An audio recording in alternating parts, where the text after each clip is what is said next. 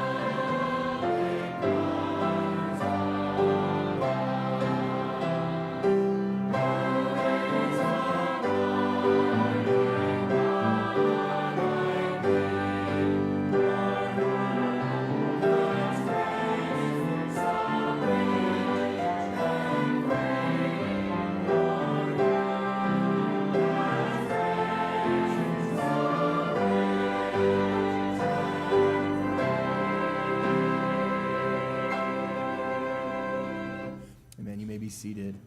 This time we're going to have some of our young people come and sing a song, "O God, You Are My God." And the words are on the back of your program for this evening, if you can follow along as they sing.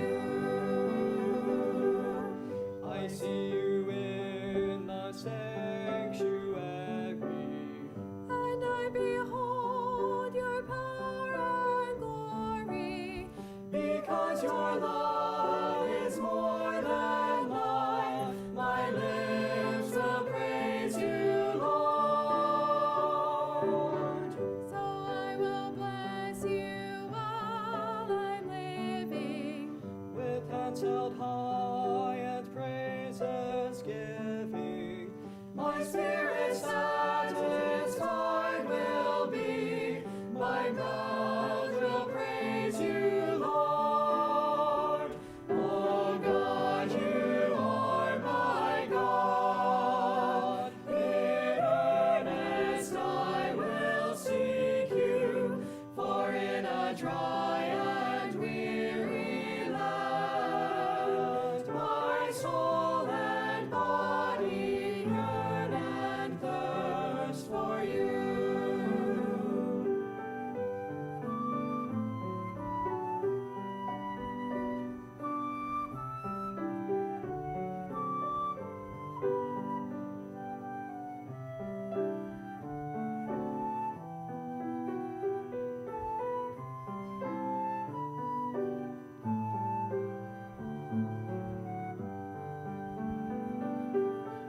Of you at night shall I be thinking, beneath your wings in joyous singing, with your right hand upholding me, my soul pursues you, Lord.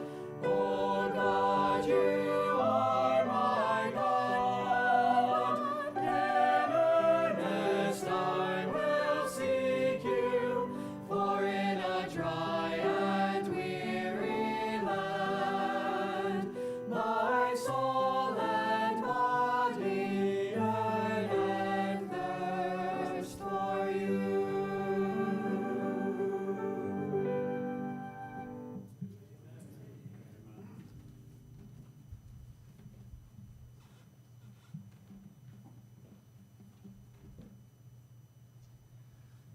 That's a beautiful song based on Psalm 61, and that expresses well the heart of the psalmist, seeking the Lord and allowing Him to satisfy us and to fill us with the joy and peace that nothing, absolutely nothing in this world can provide for us.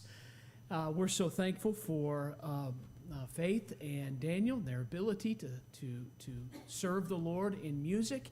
And they have wanted to do that tonight, and there'll be a little bit more of that to come.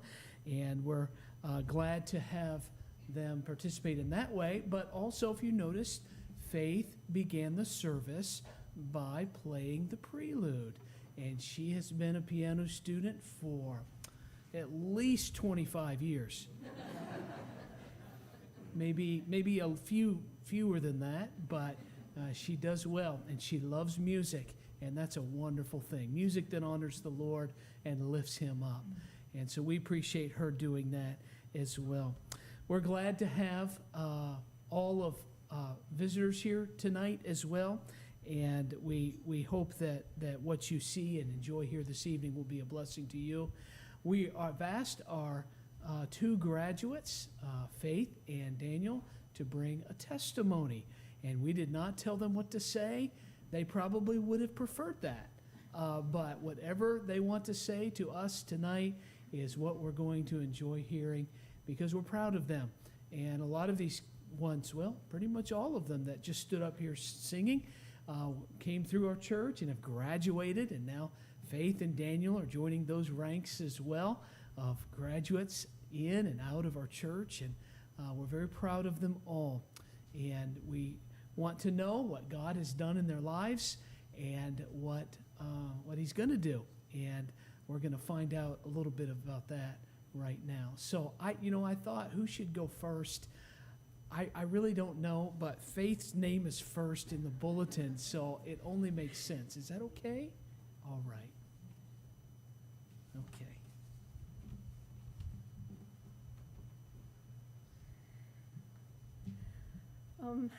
I wanted to start off by apologizing. When we were asked to do testimonies, I did not want to. And as much as I love talking, it's it's scarier to do it in front of everyone on a stage. But as I was thinking about what I should say, I was reminded that it's not about me. It's so easy to get wrapped up in the senior pictures and what you're going to wear and what you're going to do. What I didn't realize was I was making everything about me when it should not be that way. It's only by God's grace that I've made it this far. So I hope you accept my apology for my selfishness when I was too scared to share how God has worked in my life. And I hope when you leave tonight, you aren't thinking about me or Daniel, but thinking about how good God is. It all started when I was born. And then 6 years later, on my 6th birthday, I was born again, spiritually. By my parents' bedside with my dad right next to me during VBS week in Cameroon, West Africa. After that, I can't say I was growing much in my relationship with the Lord. I knew I was saved from an eternity of hell, and that was enough. That was until our coworker, Charles Wesco, was shot and killed as my dad was taking him to town. We had to evacuate Cameroon after that, and we spent the next year traveling as my dad shared the Wesco's testimony and challenged people to live their lives for Christ. During that time, I surrendered my life to Christ and felt him calling me to full-time ministry. The next year, we spent in Canada learning French to head back to the French-speaking part of Cameroon where the war wasn't in effect. That was a huge growing year for me, and God gave so much grace to be able to balance college-level French classes and high school, even though I did fall a bit behind in high school. We then moved back to the French-speaking part of Cameroon, where we got to spend our last few years together as a family. It wasn't easy, but I've already seen how God has used those years in my life to be able to encourage fellow missionary kids and to teach me how to react better during hard situations. From there, God led us here. For the past couple of years, I can't say that I asked the Lord whether or not I should take a gap year this past year. I just did it because I wasn't ready to cram the rest of my high school in and get it done in time to head off to college right away. But I know it was the Lord's will, because this past year has been incredible, and I wouldn't have been able to experience it if I had gone to college. It's been a great year because I got to see other mission fields and the work God is doing around the world, and it's been a profitable year because I was able to become more independent in my relationship with God as I sought him more than I have before. I'm excited to see how the Lord continues to lead me, and I want to thank you, Faith Baptist Church, and Pastor and Mrs. Nason for investing in me and making the transition from Cameroon to the States much easier. Thank you.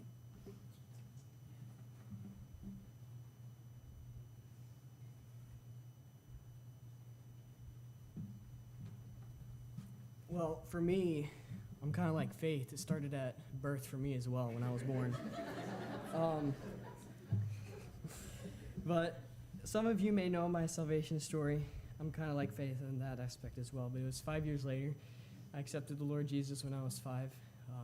I was homeschooled for kindergarten and first grade, and my mom was teaching me Bible class. And I don't exactly remember the topic, but I know I felt convicted. Mom told me what Jesus did for me and what it means to be a sinner. And I know that I was saved that day, and I have had doubts along the way, but the Lord has always come back and reassured me that I am His and He is mine.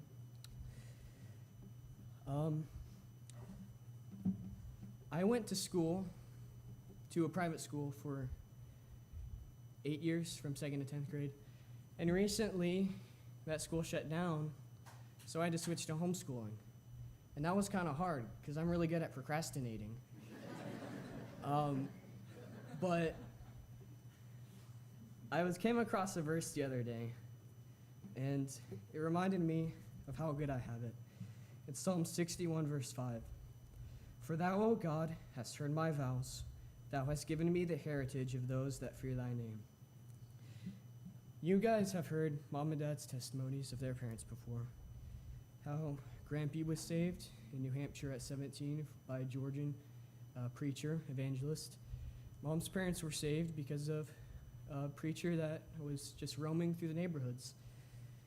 And it's always surprised me how good God has been to me by giving me a heritage, a godly heritage, one that fears His name, one that has taught me to grow up in the nurture and admonition of the Lord. And Dad's brothers, he has 2 brothers who are also pastors. And that God would put me in such a Christ-centered, godly home is beyond me. And Mom and Dad have both been there for me along the way.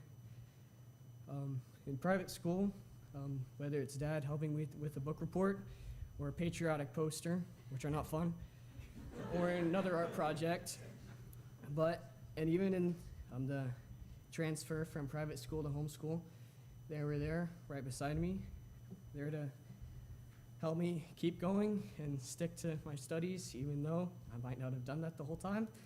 But that verse has really helped me out. That has given me the heritage of those that fear thy name. It helps me focus on what God has done for me and what a great situation He's put me in. And after I graduate, I plan on working this summer for Mooney Electric. Some of you know who they are, some of you don't. But it's just an electric company that I hope I'll learn something about electricity and how to change a light bulb.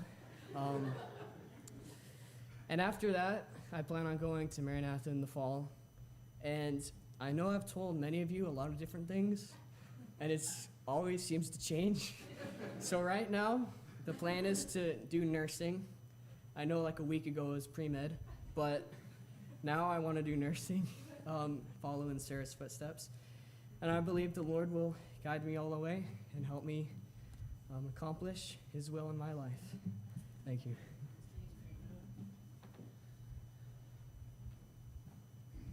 Well, I have a lot of things I'd like to say in response to that. But I will defer to the reception for that, okay? Appreciate you. I did not. I was sitting there listening to Faith talk, and I thought, why in the world would this girl ever not give a testimony? That was excellent. Well done, Faith. Are we hot in here? Really? Ken, would you mind bumping that down from 60 to 59? I mean, I could feel the waves hitting the back of my head while I was sitting there. And appreciate Daniel's testimony as well. Faith has had it not easy. It's not easy being an American, growing up in a foreign field, coming back and spending a year in America, traveling around every 4 or 5 years. It's like you don't know where you belong. You don't know how to act or things like that. But Faith's parents have done an exceptional job helping her with that. And I know that when the Sinclair family moved here 2 years ago-ish, 2.5, they have been a tremendous blessing to our church family. And we hung on to Emma and Kat as long as we could, but they had to go off to college. And now Faith will be as well, but she has been a blessing here from the start. And her smile and her enthusiasm has always lifted up many people. And Daniel has served in many ways. And being the son of who he is the son of, that naturally means he does a lot of things nobody knows about and a lot of things nobody else wants to do. Because when it